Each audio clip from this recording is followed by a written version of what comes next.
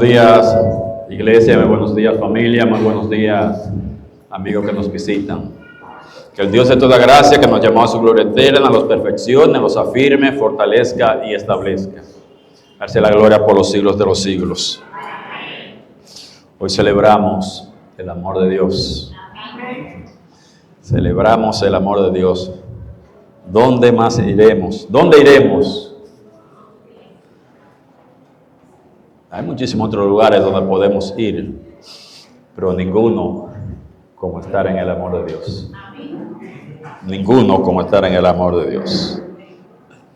Hoy vamos a dar continuidad a esta serie que iniciamos hace 6 semanas. O sea, que hoy estamos arribando a nuestra 7ª semana de esta serie basada en la primera carta del apóstol Pedro, que le escribió a creyentes judíos que estaban pasando por una situación difícil, estaban siendo perseguidos por su fe, y él les escribe para animarlos a ser obedientes en medio de las dificultades, en medio de esas pruebas, sabiendo que ese sufrimiento iba a tener una recompensa, que ese sufrimiento por Cristo, por ser fieles a Él, va a ser recompensado. Esa es la manera de que, o como un creyente puede gobernar con Cristo. Esa es una enseñanza clara en la Biblia. Se repite una y otra vez en diferentes libros, de que el pase, el ticket, para usted gobernar con Cristo es el sufrimiento por Él, por la fe. Para entrar al reino no es necesario sufrir. Ya Cristo sufrió una sola vez. Habla de la suficiencia del sacrificio de Cristo para entrar al reino. Pero para gobernar con Cristo, si se acuerdan del capítulo 2 y 3 de Apocalipsis, donde a los vencedores se les promete gobernar, dirigir ciudades con vara de hierro, a los vencedores, a los fieles. Pablo le dijo a Timoteo, segunda a Timoteo 2:12, si sufrimos, también reinaremos con Él.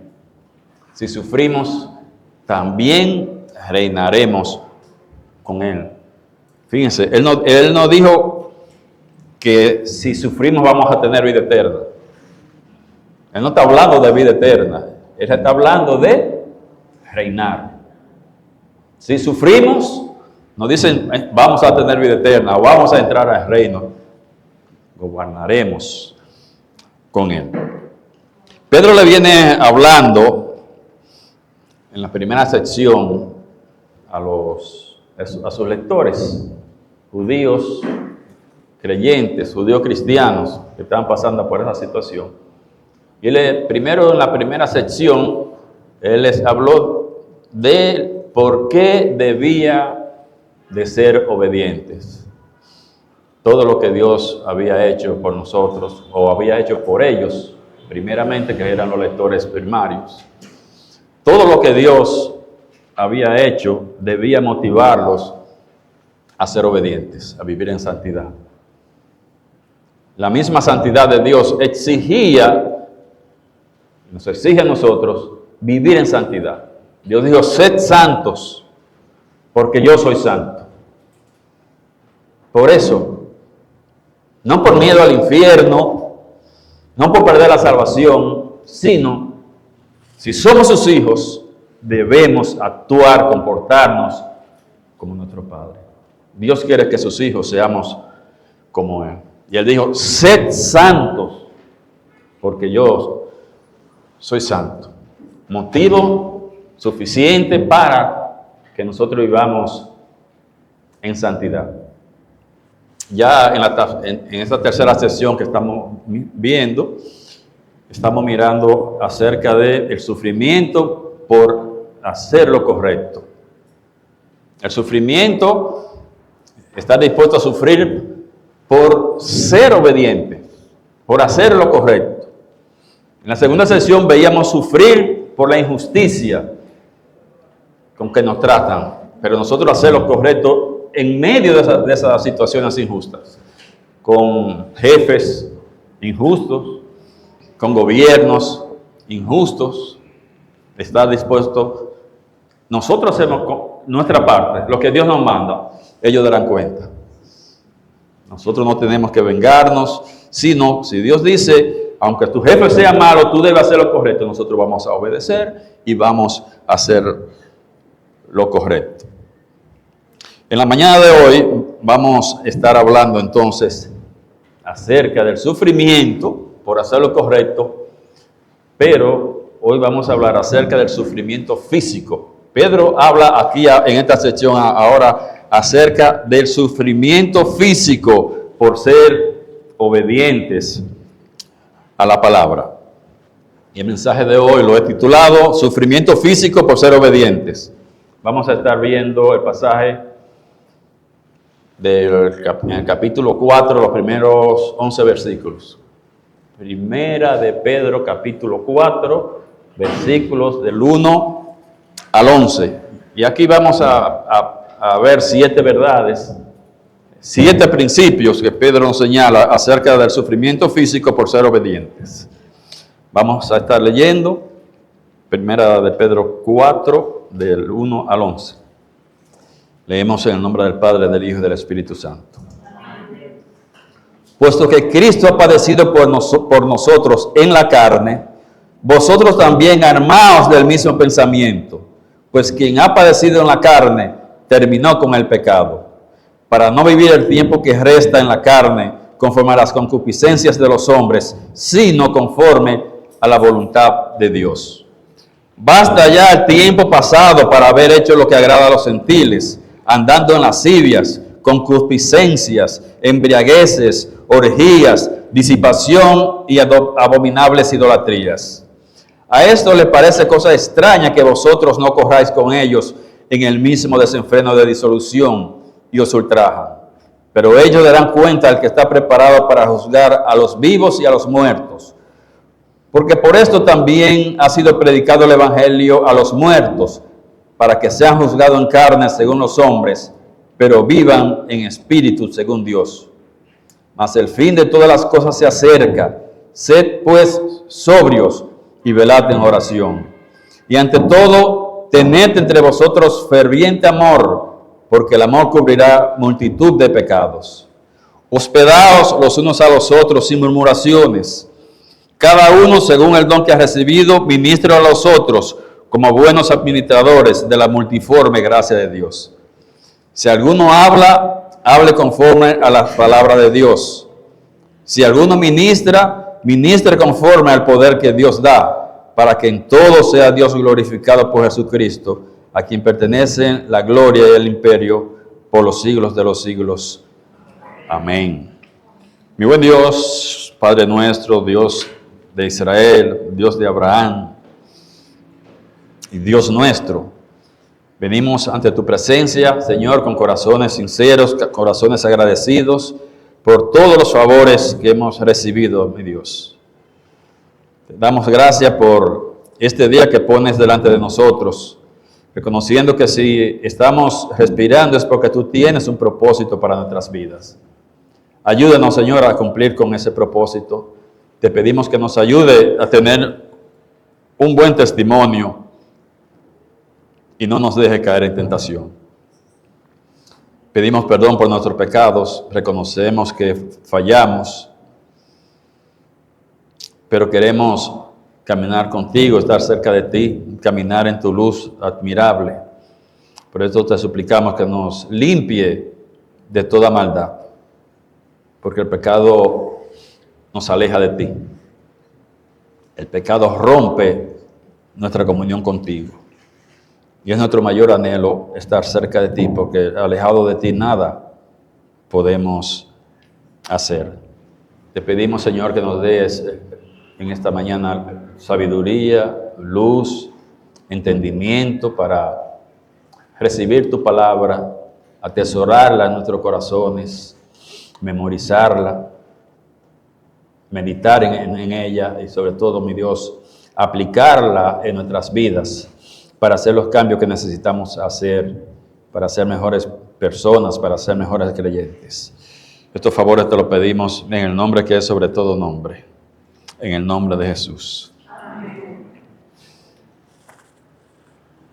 En toda la historia del cristianismo, numerosos cristianos, desde que empezó el cristianismo, han sufrido persecuciones por autoridades públicas, también por grupos no cristianos, religiosos pero no cristianos, han atacado, han perseguido a los creyentes, pero también por grupos que podríamos o que se llaman cristianos, pero que tienen otra creencia. Llamados cristianos o englobados dentro de lo que llamamos cristiandad, pero que persiguen a otros cristianos porque tienen diferente creencia. Y esas persecuciones, su intensidad va a variar, no siempre es igual, no siempre es lo mismo. Esa intensidad de la persecución va a variar. A veces puede consistir en un encarcelamiento sin ningún motivo, sin ninguna prueba. Simplemente usted va preso, va a la cárcel. A veces esa persecución puede estar en forma de azotes, encarcelamiento, y que puede llegar incluso, y ha llegado, a la muerte física, a la ejecución, que en estos casos, cuando ocurre, se pierde la vida física por nuestra fe, entonces se llama martirio. Martirio. Cuando un creyente pierde la vida por su fe, es muerto, es ejecutado, se llama martirio. Y mártires a los que sufren este tipo de persecución, como Jacobo, como Esteban, esos son mártires porque perdieron la vida por su fe. Hay una organización, una ONG que se llama Puertas Abiertas, y según dicen ellos, el año pasado en el mundo perdieron la vida 5,000 cristianos aproximadamente, solo por ser cristianos. 4,998 personas en el mundo actual. Eso fue el año pasado, eso no fue en el tiempo de la iglesia primitiva. El año pasado, 4,998 personas perdieron la vida por su fe, por ser creyentes. Y la mayoría de ellos ocurrió en Nigeria, África, un país africano. De los 4,998, 4,118 fueron registradas en Nigeria. El país donde más cristianos están matando, están ejecutando. Hay otros países también que matan a los creyentes, como la India, en Pakistán, en Corea del Norte, en China. Hay personas creyentes que ahora mismo están sufriendo el martirio, simplemente porque han estado dispuestos a ser obedientes, a pagar el precio que se les exija por ser obediente a Dios, por hacer lo que Dios les ha mandado. Afortunadamente nosotros vivimos en Occidente, en esta parte del mundo, en América, y aquí en general existe libertad de expresión, existe libertad de culto, nos podemos congregar sin que nadie nos persiga por esto. Entonces uno podría estar pensando, bueno, pues esto no es conmigo.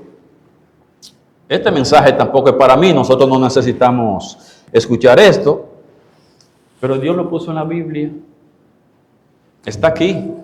Pedro habla de la persecución y del sufrimiento físico que puede llegarnos por ser obedientes. Nosotros además debemos ver esto como un estímulo para nosotros. Un ejemplo de que en otras partes del mundo hay creyentes que están dando su vida. Nosotros que estamos buscando la mínima excusa, ni siquiera para ir a la iglesia, la mínima excusa, yo no voy hoy porque se nubló. La mínima excusa. Miren entonces cómo hay personas. No tienen nada diferente a nosotros. Gente común, gente corriente igual que nosotros. Sin embargo, su compromiso sí es diferente. Un compromiso con Dios, con su palabra, que llega al punto de estar dispuesto a sufrir físicamente, incluyendo el martirio. Eso debe ser un estímulo para nosotros, que andamos buscando cualquier excusa para no ni siquiera venir a la iglesia. Yo le pregunto, ¿qué usted está dispuesto a aguantar, a soportar por hacer la voluntad de Dios? ¿Qué usted estaría dispuesto a hacer para hacer lo que Dios le está diciendo que haga? Esta persona han estado dispuestos a hacer lo último, perder la vida física. ¿Y usted qué estaría dispuesto a hacer? ¿Qué enseñanza nos deja esto? Este párrafo que leímos, ¿qué enseñanza, qué principios? Pedro nos muestra aquí 7 principios acerca del sufrimiento físico por nuestra fe. Sufrimiento físico por ser obedientes a lo que Dios nos manda. Lo primero, el primer principio que vemos, la primera enseñanza que encontramos es que Cristo lo padeció. Cristo padeció el sufrimiento físico. Dice el versículo 1, puesto que Cristo ha padecido por nosotros en la carne. Cuando él dice que sufrió en la carne, está haciendo referencia al sufrimiento físico. Cristo es nuestro ejemplo de sufrir físicamente por ser obedientes a Dios, por hacer lo que Dios ha mandado. Y obviamente, ¿qué pasó con Cristo? Por su obediencia al Padre, que le había encomendado una obra, el Padre envía al Hijo. El Padre de tal manera amó Dios al mundo que ha dado a su Hijo. Pero ese Hijo, por su obediencia, por llegar al extremo del sufrimiento físico, de entregar su vida, él recibió una gran recompensa. Dice Filipenses 2, 8 y 9. Y estando en la condición de hombre, se humilló a sí mismo, haciéndose ¿qué? Obedientes. ¿Haciéndose qué? Obediente hasta la muerte, pero no de cualquier muerte. No de cualquier muerte. Pablo pone ese señalamiento ahí. Él fue obediente hasta la muerte, pero no cualquier muerte. Muerte en la cruz, la peor. El extremo. No solamente, la muerte, no, el extremo. La muerte en la cruz. Por lo cual, por su obediencia, entonces dice, por lo cual, Dios también le exaltó hasta lo sumo y le dio un nombre que es sobre todo nombre. Esta es la recompensa. Por lo cual, por la obediencia, fue obediente hasta la muerte. Por su obediencia, ¿qué hizo el Padre? una recompensa. Lo exaltó hasta lo sumo, a lo último, hasta donde más podía exaltarlo, a lo sumo, y le dio un nombre que es sobre todo nombre. La vida eterna es gratuita, pero la recompensa hay que ganar. Hay que sudarla, hay que merecerla. Estoy hablando de recompensa, no de vida eterna. Estoy hablando de recompensa. Todos los creyentes no van a ser recompensados. Lamentablemente muchos creyentes desobedientes. Todos los creyentes van a entrar al reino, sí. Si hijo, heredero. Herederos de Dios y coherederos con Cristo, si es que padecemos juntamente con Él, para que juntamente con Él seamos glorificados. Ya dice la Biblia una y otra vez que si sufrimos por Cristo, también reinaremos con Él. Cristo sufrió el castigo físico por obedecer al Padre. En segundo lugar, lo segundo que aprendemos, la segunda verdad que encontramos, el segundo principio que encontramos es que el creyente debe estar dispuesto al sufrimiento físico si fuera necesario. Debe estar dispuesto al sufrimiento físico. Dice la parte B del verso 1, vosotros también armaos del mismo pensamiento. ¿De cuál pensamiento? De estar dispuesto a hacer lo que pasó con Cristo, al sufrimiento físico, a padecer en la carne. Nosotros también, él dice, ármense de ese mismo pensamiento. Nos está llamando Pedro a empoderarnos de ese pensamiento, de estar dispuesto a sufrir físicamente por obedecer, por hacer lo correcto, por hacer lo que Dios nos ordena. Nuestra motivación de estar preparado mentalmente es el ejemplo de Cristo y de muchos otros cristianos en el mundo, personas como usted y como yo, que han estado dispuestos a pagar. No somos nosotros. Tal vez usted piensa que usted es el único. Si usted está pasando por prueba, por ser cristiano, por su fe, tal vez usted piensa que usted es la única persona. Tal vez usted piensa que es el que está peor. Dios dice, no. Debes ser obediente. Tú no eres el único. Hay muchas personas padeciendo por su fe. Hay muchas personas que permanecen siendo fieles, permanecen siendo obedientes. El mismo Pedro dijo en el 5:9, sabiendo que los mismos padecimientos se van cumpliendo en vuestros hermanos en todo el mundo. En todo el mundo hay creyentes padeciendo por su fe. ¿Por qué usted no lo puede hacer? ¿Por qué nosotros no lo podemos hacer? Son personas iguales que nosotros. Tal vez lo que cambia es el compromiso. Pero en todo el mundo hay personas que están haciendo esto, sufriendo. Incluso hasta llegar hasta el martirio. Así que si usted la está pasando mal por ser creyente, sepa que usted no es el único ni el que está peor.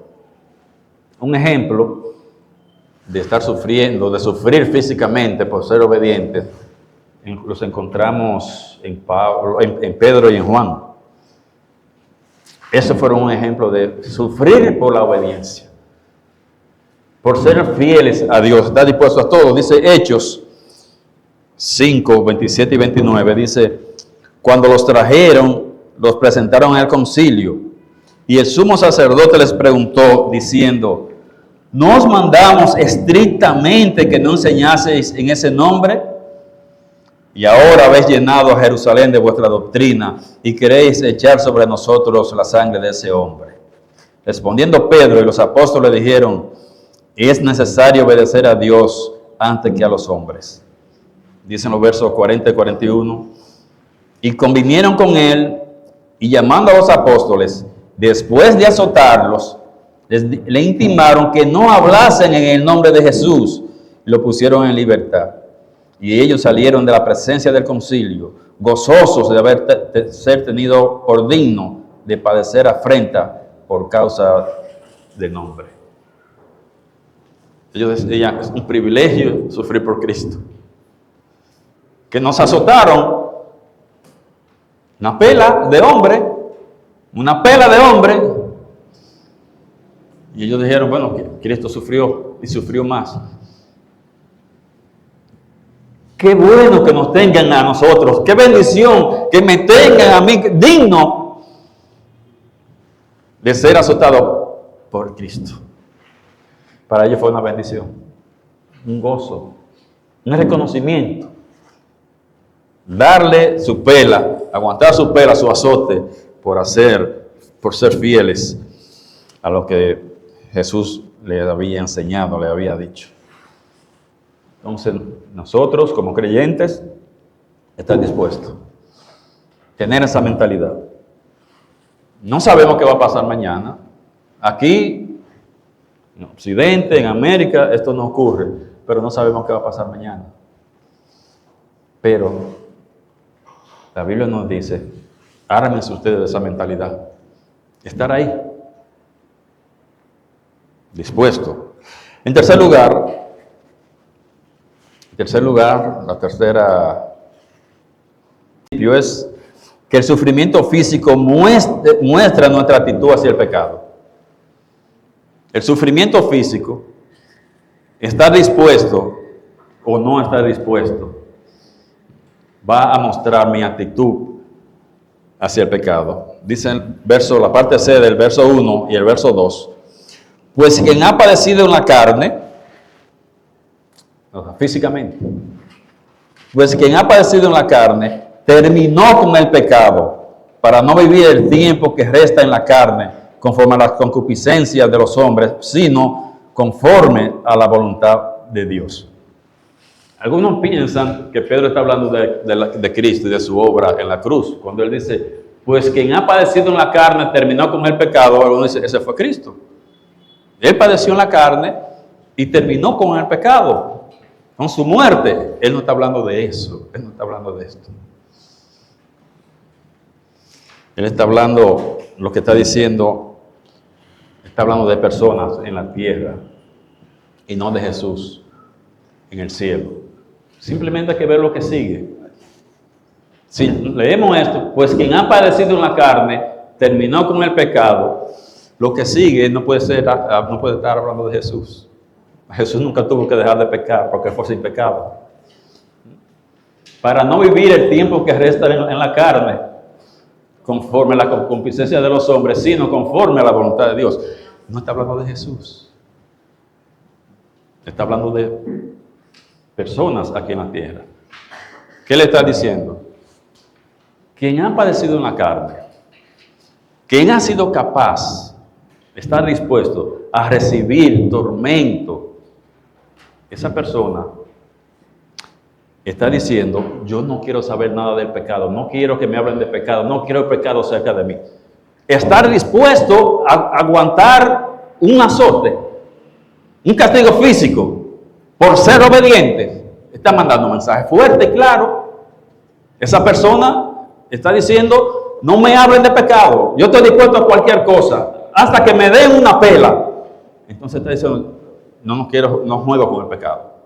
Si llegó a este punto de tolerar un castigo físico por ser obediente, no está diciendo que esa persona va a ser ya perfecta, que ya esa persona no va a pecar. No está diciendo eso porque eso es imposible. Simplemente por medio del sufrimiento, él está diciendo cuál es su disposición o su cambio de actitud hacia el pecado. No quiero saber de pecado. Y estoy dispuesto a aguantar lo que sea para no pecar. Ese es el mensaje que nos está diciendo Pedro en esta situación. Una persona que peca conscientemente, yo no creo que esté dispuesta a aguantar un castigo físico. Pero si está pecando sin ninguna presión, está pecando a la hora que esa persona se vea ante una situación de tener que aguantar un azote, latigazo, ¿usted cree que esa persona lo va a aguantar? Esa persona, pero si yo estoy pecando un pecado más, yo niego a Jesús, yo no soy cristiano, no, yo no voy a hacer eso. Pero el castigo físico sí muestra la actitud hacia el pecado. Entonces soy capaz de aguantarlo. El que ha padecido en la carne, cortó con el pecado. No, para no seguir viviendo en la carne. Recuerden, él está escribiendo a personas que andan corriendo, que tienen su vida en peligro y que pueden pasar, o que probablemente algunos llegó a pasar por esto. Desde el castigo físico hasta el martirio. En cuarto lugar, es que los ex compañeros son una fuente de peligro. Los ex compañeros son una fuente de peligro. Dicen los versos 3 y 4. Basta ya el tiempo pasado para haber hecho lo que agrada a los gentiles, andando en lascivias, concupiscencias, embriagueces, orgías, disipación y abominables idolatrías. A esto les parece cosa extraña que vosotros no corráis con ellos en el mismo desenfreno de disolución y los ultrajan. Estos eran personas que andaban junto con nosotros. El grupo, la manada, andaba pecando, haciendo diablura. En un momento en que yo creo en Jesús para vida eterna y me aparto, ese grupo, como ya cuando me van a invitar, Marino, mira, vamos, no, yo no voy. ¿Y por qué? Yo voy para la iglesia. Vamos a hacer esto. No, yo no lo hago eso. ¿Y por qué? No, yo soy cristiano, yo soy creyente, a Dios no le agrada, yo quiero agradar a Dios con mi vida. Ahí comienzan los ataques. ¿De dónde es que van a empezar los ataques? De esas personas. ¿Y por qué? Porque son los más cercanos. Son los que más cerca a ti, pero no solamente eso, son los que más saben de ti. Saben muchas cosas que tú hacías con ellos cuando corría de esta manera, cuando vivía de esa manera. Entonces, como dice Pedro, a ellos les parece extraño que ustedes no lo acompañen y haciendo lo que hacían antes, y ahora los ultrajan. Empiezan a hablar más de los cristianos, a insultarlos, a querer dañarlos, tanto por la calumnia como por la difamación. Y como hemos visto, llegando en algunos países a castigo físico, al ataque físico. Son las personas más cercanas a nosotros, son los más peligrosos. ¿Quiénes son los que primero nos atacan? Nuestros familiares. Jesús sufrió persecución familiar. Y sus hermanos decían que estaba loco. Y Jesús estaba allí enseñando y querían ir a buscarlo. De sus hermanos que no creían en él. No creyeron hasta que él nos resucitó. Sus hermanos no lo acompañaron. Lo injuriaban. Primero la familia, porque son los más cercanos y son los que más nos conocen a nosotros. Dice un refrán que no hay peor cuña que la del mismo palo. No hay peor cuña que la del mismo palo. Recuérdense de Judas. ¿Quién vendió a Judas? Uno que conocía a Jesús, que sabía todo de Jesús, que sabía dónde se reunían. Ese fue el que guió al grupo. Vamos, yo sé, porque no era del grupo, era el compañero. Ahora, en esta semana estuve viendo, me encontré por casualidad en YouTube. Generalmente veo noticias en YouTube, generalmente veo el canal de la iglesia, veo los comentarios que alguien pueda hacer. Y cuando usted está viendo esto, si es asunto de religión, pues le ponen otras cosas de religión. Y vi a un muchacho, un joven, ex calvinista, acabando con el calvinismo entonces. Diciendo cuantas cosas acerca de lo malo que tiene el calvinismo. Pero obviamente él lo conocía muy bien, porque era una persona que estuvo muy, muy involucrada, al punto de tenía tatuado la palabra escogido. Tenía un tatuaje aquí que decía escogido. Viene porque la gente no debe estarse tatuando. Eso sí, debe arrepentirse y pesarle por haberse puesto escogido. pero ahora se da cuenta que no fue un escogido. Entonces, ese tipo está atacando a los calvinistas, pero él conoce bastante el calvinismo, conoce el medio. Siempre los compañeros van a ser una fuente de peligro. Dice Juan 15, 19, 21, Jesús hablando dijo, si fueres del mundo, el mundo amaría lo suyo, pero no sois del mundo, antes yo os elegí del mundo, por eso el mundo os aborrece.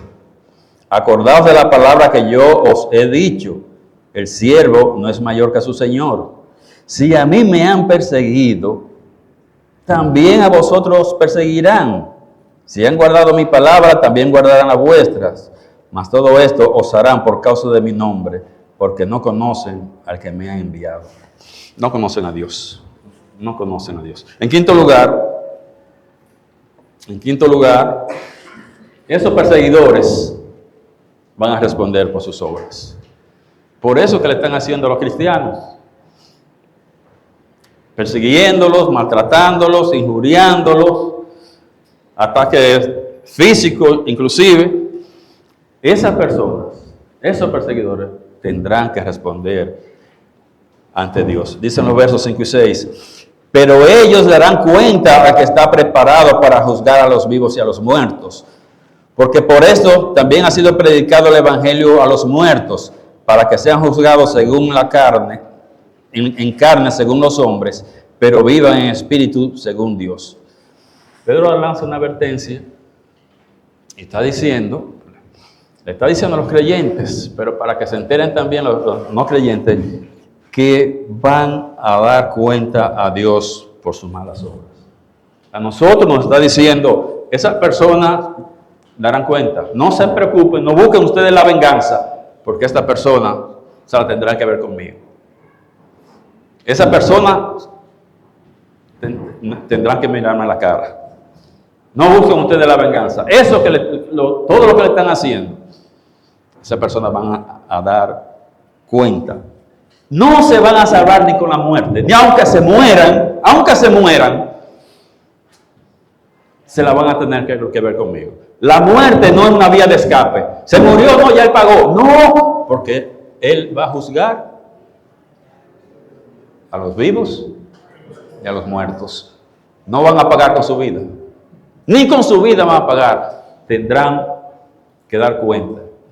A esos maltratadores, a esos perseguidores de los creyentes, no van a pagar con su vida. Dios les tiene su regalito aparte. Dios le tiene su regalito aparte porque Él va a juzgar a los vivos y a los muertos. No tienen escapatoria. Por eso nosotros no debemos vengarnos a nosotros mismos. Dios nos manda a que no nos venguemos nosotros mismos. Que no respondamos mal por mal. Mía es la venganza. Yo pagaré, dice el Señor. A veces nosotros queremos tomar venganza por nuestras propias manos, porque nosotros pensamos, mira, se está burlando, se burla de mí. Pensamos que esa persona se va a ir libremente, que a esa persona no le va a pasar nada. Y mira lo que me hizo, y mira lo que me ha hecho y todavía, y no veo que le pasa nada. Dios dice, en algún momento, ni que se muera, Él me va a ver la cara. Eso no lo va a librar. No busquen ustedes la venganza. Yo pagaré. No se van a ir libres. Aunque usted vea a esa persona que lo ha ofendido, dañado, calumniado, mintiendo, tendrá que dar cuenta. Dice el verso 6 que el evangelio ha sido predicado a los muertos. ¿Qué está diciendo él? Obviamente no está diciendo que a personas que han fallecido ahora Cristo fue a predicarle, porque eso contradice la Biblia. No hay salvación post-mortem. La Biblia dice, y está establecido que el hombre muera una vez y después de esto el juicio. No le está diciendo que después que una persona está muerta puede tener vida eterna.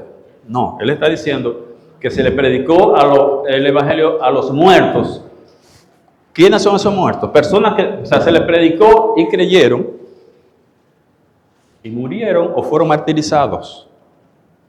Y lo que sigue diciendo el versículo es que esos hombres, esas personas, fueron juzgados según los hombres. Y probablemente murieron por el juicio de los hombres, pero vivos en el Espíritu. Pero creyentes. Sí, por el juicio de los hombres los juzgaron. Dice, a esos muertos se les predicó estando vivos. Y murieron probablemente martirizados, juzgados en carne según los hombres, pero vivos en el Espíritu. Vivos en el Espíritu. En sexto lugar, debemos orar constantemente. Debemos orar constantemente, dice el verso 7. Mas el fin de todas las cosas se acerca. Sed pues sobrios y velad en oración.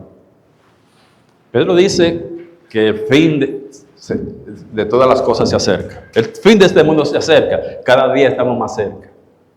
Cada día falta menos para que Cristo venga. Y ese será el tiempo en que los maltratadores tendrán que dar cuenta. No se desesperen, dice Pedro. El fin se está acercando. Cada día falta menos para que esta persona den cuenta, por lo que le han hecho a los creyentes. Y ya está listo, ya está preparado para juzgar a los vivos y a los muertos. Y luego él dice, ¿cómo debemos nosotros vivir? Teniendo a la vista esa perspectiva de que el fin se acerca. ¿Cómo nosotros debemos vivir? Fijándonos, mirando, sabiendo que el fin se acerca. ¿Cómo debe ser nuestra vida? Entonces, Él nos dice qué es lo que debemos hacer. ¿Cómo debemos vivir nuestras vidas sabiendo que el fin se acerca? Él dice, ser sobrio y velar en oración. Velar en oración. Nos está diciendo cómo debemos vivir sabiendo que el fin se acerca. Él no nos está diciendo, mire, el fin se acerca, vendan todo lo que ustedes tienen, pónganse una ropa blanca y siéntense en una mecedora a esperar que Cristo venga. Eso lo hicieron los adventistas en 1844, con uno de sus fundadores, Guillermo Miller, o William Miller, le puso fecha a la venida de Cristo. Él dijo, viene el 2 de octubre, creo que fue que dijo, de 1844, y los adventistas vendieron todo. Ya usted sabe, gente aprovechándose, comprando vaca muerta. No, yo no necesito eso, Cristo viene ahorita. Y vendieron todo, se pusieron una ropa blanca y se sentaron ahí a esperar, mirar para el cielo ese día. Todavía están esperando. Por no llevarse la palabra de Dios, que dice que nadie sabe cuándo va a venir. Nadie sabe. Erráis ignorando las Escrituras, dijo Jesús. Están en un error porque no conocen las Escrituras, y esto pasó con ellos. Nos está diciendo cómo debemos nosotros vivir pensando, teniendo esa realidad en mente. Nos manda a que oremos. Tener una actitud seria de oración. Ese mandato de Pedro, cuando dice velad, es un imperativo, una orden, es un mandato. Eso nos hace pensar que probablemente sus lectores no estaban orando. Y entonces le da el mandato. Velad en oración. Velad en oración. Probablemente ellos no lo estaban haciendo. Y entonces él solo está mandando, ordenando. ¿Por qué debemos orar? ¿Por qué debemos orar en estas situaciones donde hay gente que está sufriendo físicamente, que está muriendo, está siendo martirizado? Debemos orar por fortaleza para nosotros y para esa persona. Para nosotros, si no viéramos una situación parecida, orar. Pero ahora podemos orar por fortaleza, orar por sabiduría, orar por misericordia. Oremos por los hermanos, por esos hermanos, sobre todo los de Nigeria, que están padeciendo sufrimiento. Hay gente que no murió, pero recibieron quemaduras, fueron encarcelados, fueron azotados. Vi algunas fotos de personas desfiguradas por el fuego quemado. Eso está pasando ahora. Oremos, mis hermanos, por esa persona. Y debemos orar también por nuestros perseguidores. Jesús dijo que oremos por los que nos persiguen. Es duro, es difícil. Yo ni sé qué pedir, qué orar. Digo, Señor, ten misericordia de ellos. No sé, ya no sé, no me sale otra cosa más que decir, ten misericordia. Pero me están mandando a que ore por los que me persiguen. Y tenemos que ser obedientes y orar. No es fácil. No es fácil eso. Y por último, debemos mostrarnos un amor intenso. Recuerden el contexto en que esto se escribió. En estas situaciones, de cuando hay persecución, ¿qué tienen que hacer los hermanos, los creyentes? Unirse, amarse, apoyarse. Claro, siempre debemos amarnos. Siempre nosotros debemos amarnos. Pero en estas situaciones, ahora no dice que muestren amor. Ahora no dice muestren amor. En esta situación de persecución, Él dice que muestren un amor ferviente. No solamente muéstrense amor, amados los unos a los otros. Él dice, en esta situación, donde hay persecución, nos están atacando, están matando a algunos de nosotros, hermanos, tenemos que juntarnos más, apoyarnos más. Piensen en el contexto en que eso fue escrito. El apóstol incluso le da mucho más importancia al hecho de que nos amemos mutuamente, que nos amemos con ferviente amor. Le da más importancia que a orar. Más importante. Él dice que debemos orar constantemente, pero dice, ante todo, o sobre todo, amarse. Hay que orar, sí, pero mire, el amor, amarse, dice, es más importante. No es que no oremos, sino él está resaltando la importancia del amor. Lo que Pablo dijo, esto lo está diciendo Pedro, pero lo dijo Pablo también en primera a los Corintios 13:13, y ahora permanecen la fe, la esperanza y el amor. Estos tres, pero el mayor de todos es el amor. El mayor de todo es el amor. Nunca es un buen tiempo para que un cristiano no ame a otro. Nunca. O sea, debemos amarnos siempre. Nunca es un buen tiempo. Pero cuando estamos pasando por situaciones difíciles de persecución, como las que estaban pasando los lectores de Pedro, ahí es cuando más se necesita amor. Dar y recibir amor. Cuando se está pasando por pruebas difíciles, no es el momento para nosotros ponernos a pelearnos uno con otros. Pasando por dificultades, nos están persiguiendo y nosotros unos con otros que ponernos a discutir y a pelearnos, a enemistarnos. Ese no es el mejor momento. Eso no es el mejor momento. Es cuando nosotros debemos defendernos unos a otros, apoyarnos, compartir lo que tenemos. Y Pedro dice que el amor deja pasar muchas cosas. El amor deja pasar muchas cosas. El amor cubre multitud de pecados. No está diciendo que nuestros pecados son perdonados cuando amamos. Bueno, el hermano que ofendimos nos puede perdonar, pero lo que él está diciendo es que por amor yo te perdono muchas cosas. Que por amor yo dejo pasar muchas cosas. Porque te amo, tú me haces algo, y ellos, no, tú me tienes que pedir perdón, tú tienes que estar ahí, tú tienes... No, está bien, no te lo voy a tomar en cuenta, está bien, porque te amo. Porque ferviente amor, el amor va a evitar conflictos, va a evitar choque. Cubre, dice Pedro, que cubre una multitud de pecado. Cuando nosotros somos rencillosos, cuando por cualquier cosita, quítame esta paja, ya estamos creando un problema, no estamos siendo amorosos. Cuando estamos por cualquier tontería ya formando una tormenta en un vaso de agua, no estamos siendo amorosos. El amor perdona y deja pasar muchas cosas. Y sobre todo en situaciones difíciles. Nos arreglaremos después. Nos arreglamos después, pero ahora en esta situación lo que necesitamos hacer es amarnos. Recuerden la situación que yo estaba pasando. Recuerden esa situación.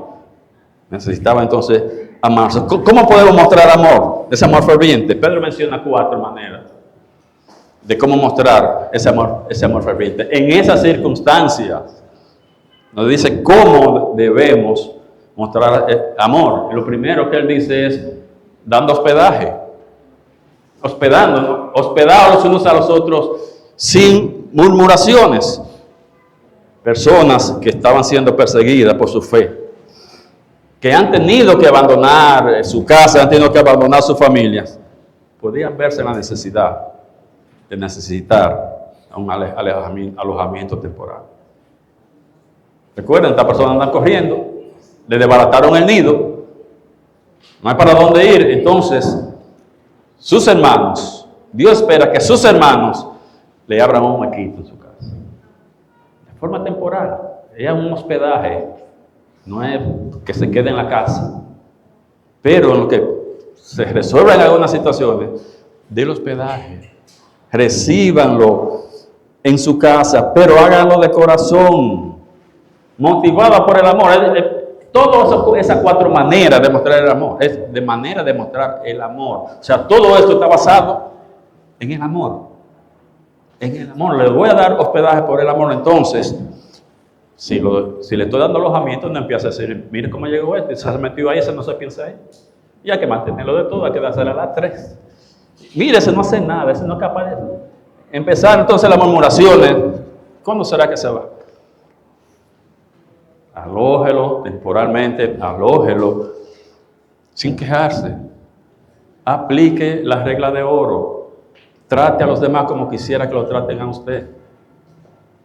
Si fuera usted, que anda con la sábana por un canto, tal vez con muchachos, ¿le gustaría, quisiera que alguien le abriera un huequito, aunque sea temporalmente? Pues vamos a hacer lo mismo. Está hablando de situaciones de persecución. Si nos olvidamos del contexto, ¿cuántas cosas estaremos diciendo que Pedro nos está diciendo? Y dejamos entonces de recibir esas enseñanzas. En segundo lugar, debemos poner nuestros dones al servicio del necesitado. Es una manera de amarlo, de mostrar amor. Poniendo nuestros dones al servicio de las personas necesitadas, de esos que están siendo perseguidos. Dice el verso 10, cada uno según el don que ha recibido, ministre a los demás como buenos administradores de la multiforme gracia de Dios. Pedro dice que todos los creyentes tienen por lo menos un don. Él dice, cada uno según el don que ha recibido. Entonces, cada creyente tiene por lo menos un don. No hay creyente que no tenga dones, como no hay creyente que los tenga todos. Cada uno, entonces está diciendo, todos los creyentes tienen, por lo mínimo, tienen un don espiritual que es dado por Dios para que lo usemos para beneficio de los otros. No es para beneficio propio. Los dones que Dios nos da no es para beneficio personal, no es para el beneficio de nosotros, es para que lo pongamos a disposición de los otros, es para que tengamos una manera de servirle a los demás. Dios nos equipa para que sirvamos a los demás. El que quiere ser grande tiene que ser servidor, tiene que servir a los demás. Ser grande no es que yo me sienta, que me traigan, que me busquen, no, sirviendo a los demás. Esa es la enseñanza de Jesús. Dios nos ha hecho canales de su gracia para otros creyentes. Buenos administradores de la multiforme, o sea, una gracia que tiene diferentes formas de manifestarse.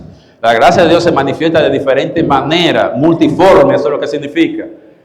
Nosotros, como creyentes, ser canales de bendición para otros creyentes.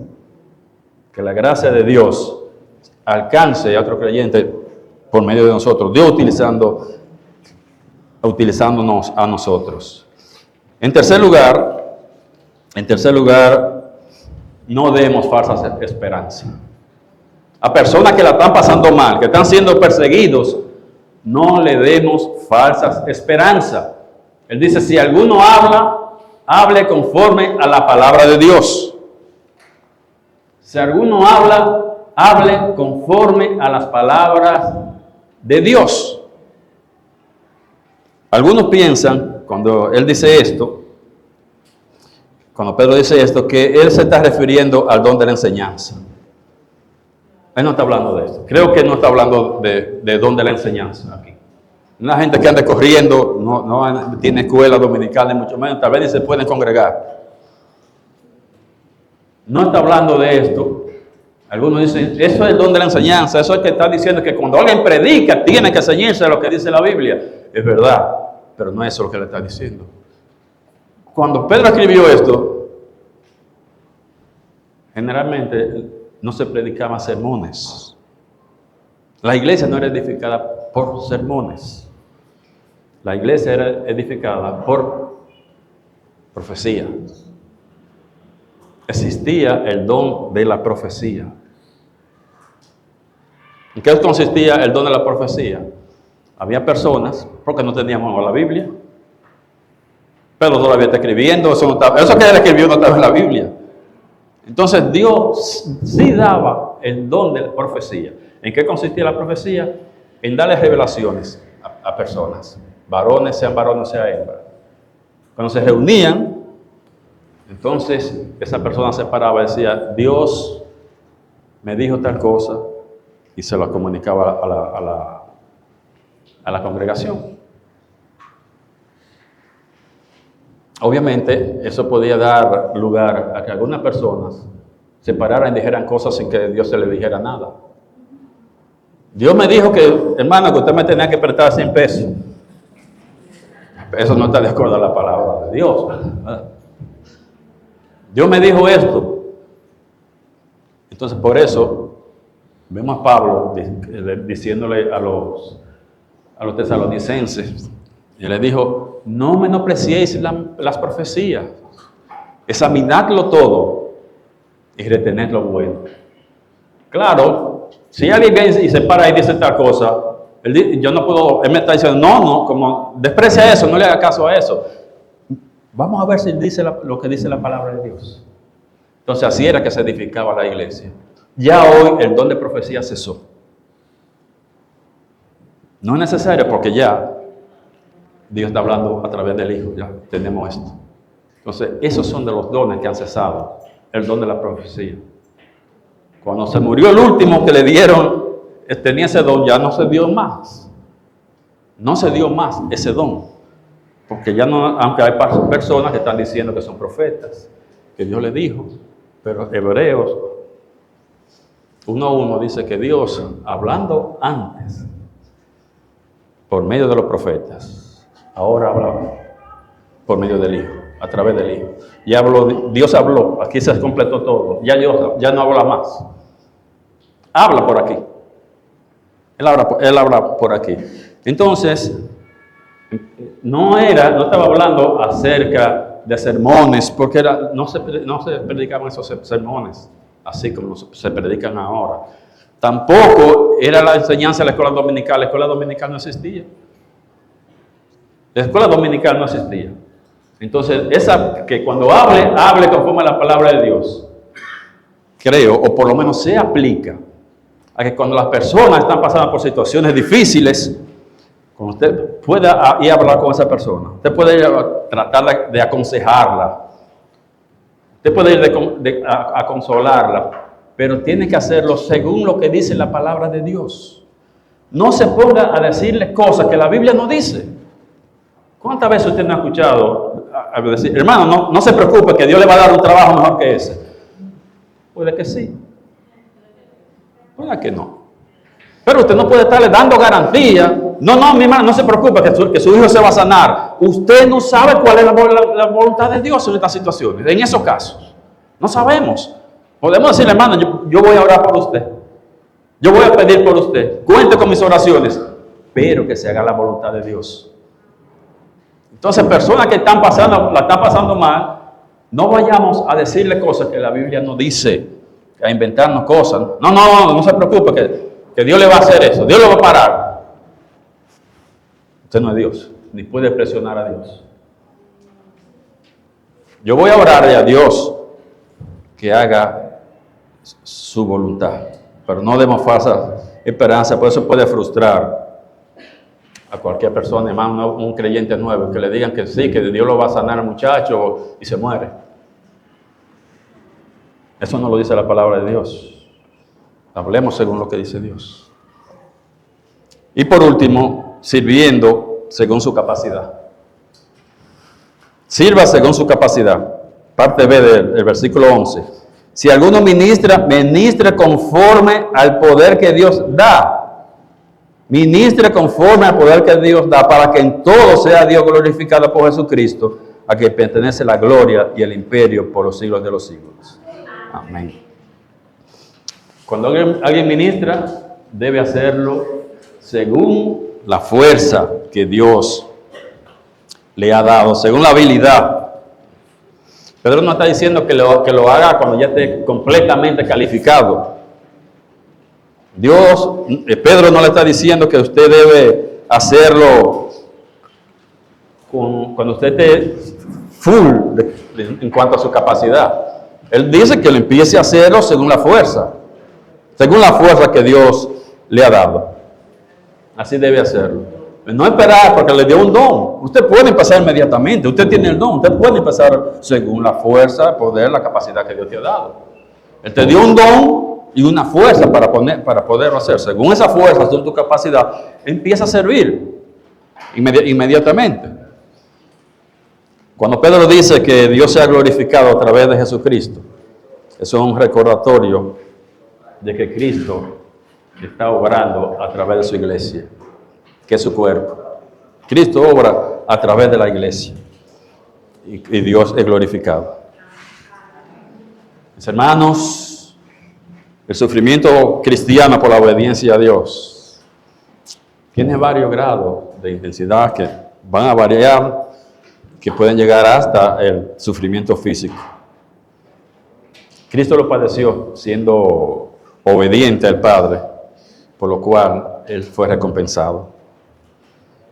Que Dios nos ayude a empoderarnos también de ese mismo pensamiento de Cristo y estar dispuesto a ser obediente, cueste lo que cueste, porque nos espera una gran recompensa.